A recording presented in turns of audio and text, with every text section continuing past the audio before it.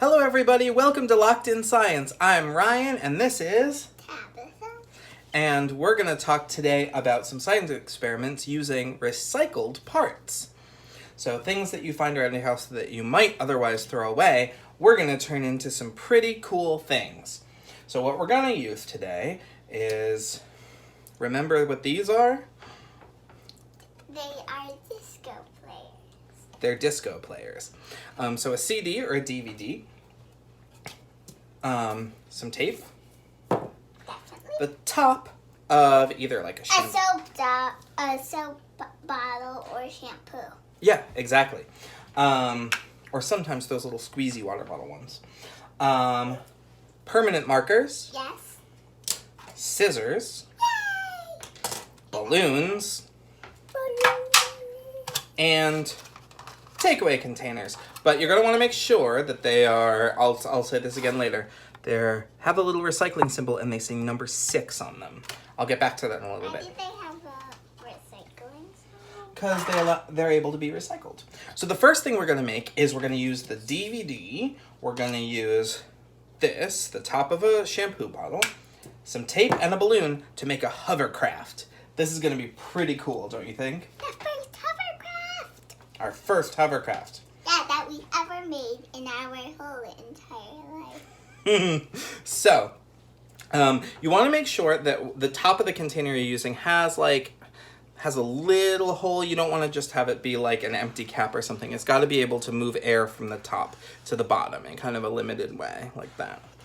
And then what we do is we take the DVD and we're going to tape it to the top of the DVD, like this.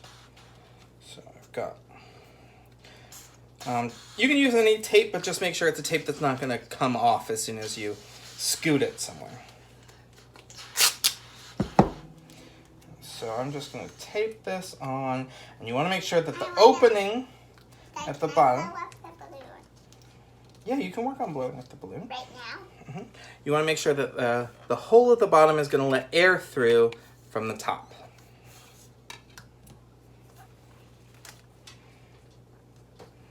Those balloons are pretty big. I'm not sure if it's going to all the way up, but you work on it, okay?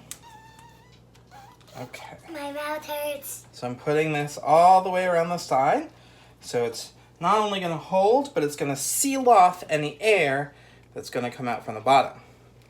So right like that. Okay? Oh, Daddy, help me. Okay.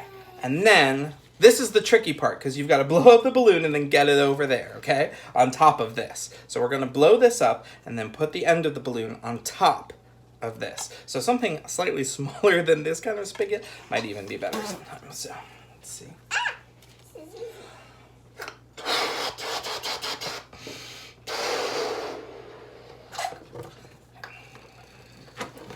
Take this.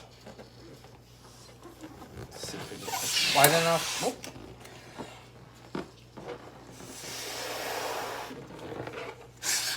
Get this over the top.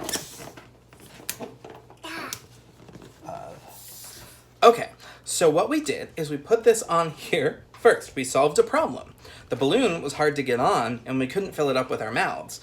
So we taped it on here first, and now we're going to blow it up from the underside. Okay, so when we taped it on, it's not going to come off, and we've sealed all of the air that can come out. So once I blow it up like this,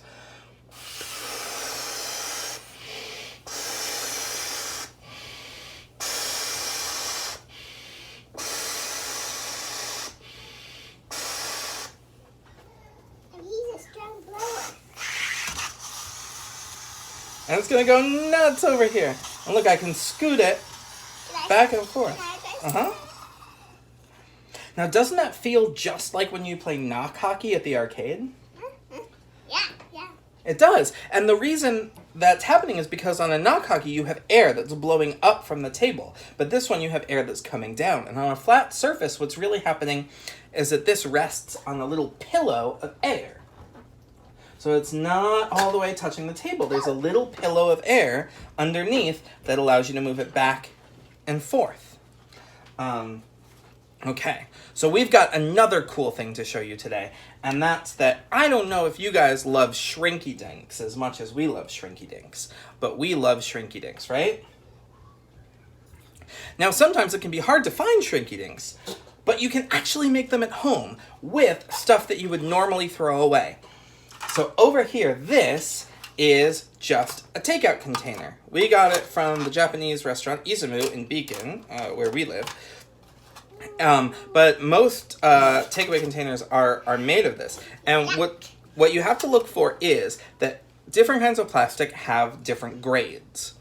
So some, you'll see the little recycling triangle over here, right on my finger.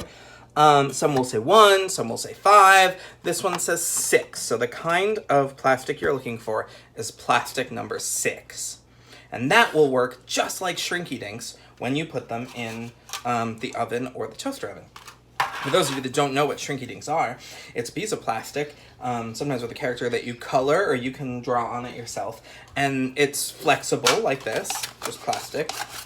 But when you heat it up, it shrinks down and it gets hard, and you can use it for jewelry. I made one earlier to test this out, and there it is. So I drew that about that big, and it shrunk down to a hard little piece of plastic like that. Right?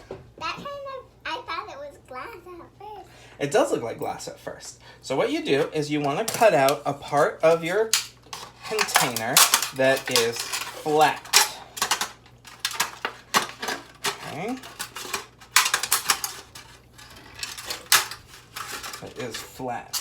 And then take a permanent marker, and on the flat side, so you don't want like ridges around the side or anything like that, using a permanent marker like a Sharpie, you're going to draw your design. So Tabby, you can draw your design right on here.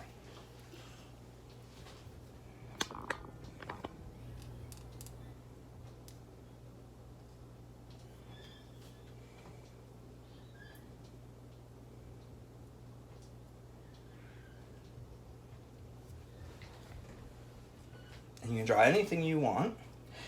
If you have different kinds of permanent marker, you can use different kinds of different colors or anything like that. But you do want to make sure it's like a permanent marker, so like something like a Sharpie or something like that. What are you drawing, Tabby?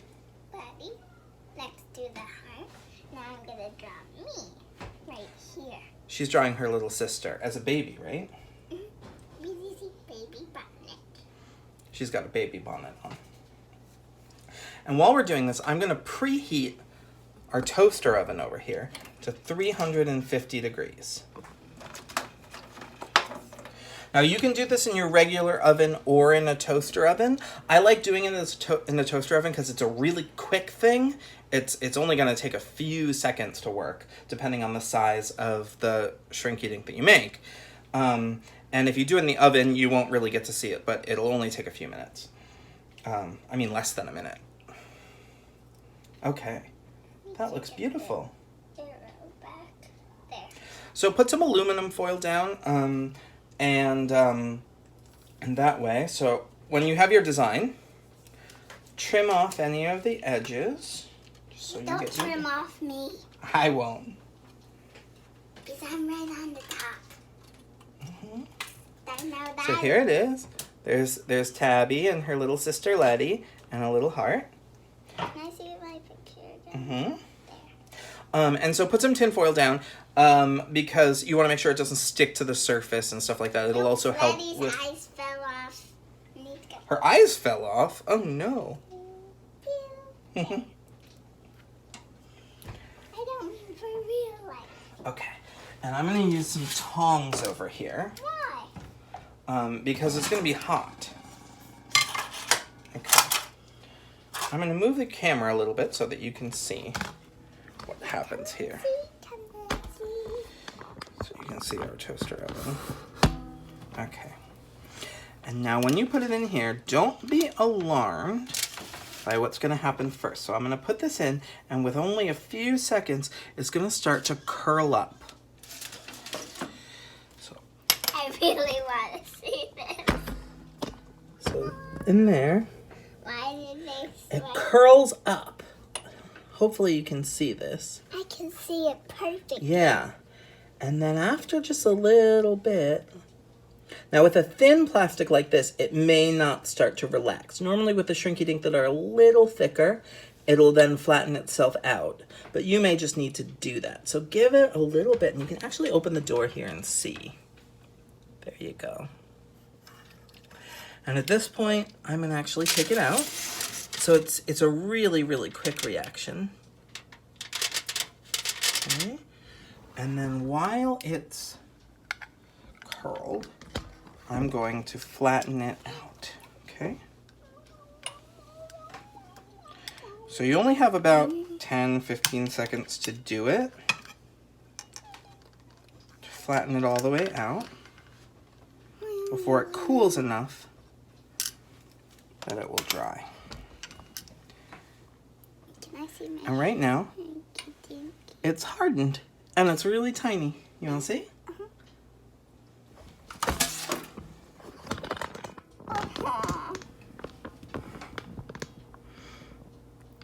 And there it is. So you can make it like this, where we made it kind of wavy. Does it look like it's huge? And now it's tiny. It's a shrunk dink. Hey, look. So it's not too hot. You can just hold it by this part. Yeah. And it only takes a few seconds, but it's really cool. It shrinks right back down. It like zaps down. And that's how you make your own Shrinky Dinks. So next time you get takeout, which I think a lot of us are doing quite a bit these days, check and see if you've got anything with that little number 6 on it, and you can use that right in your toaster oven to make a really cool Shrinky Dink. And you can drill a little hole in it, put it on jewelry, or like an earring or something. Yeah, you can make jewelry out of it. You can make a little necklace out of that thing if you want it. And you can make a hovercraft. So, thank you for joining us today. We will see you again next week at 6 o'clock, as always, for Locked In Science. If you have any experiments you'd like to see us do, or if you have any feedback on what you've been doing, send us a message. Or call me, because I made myself a phone. She did. It's made of cardboard. It's very good. Have a great week, everybody. Bye.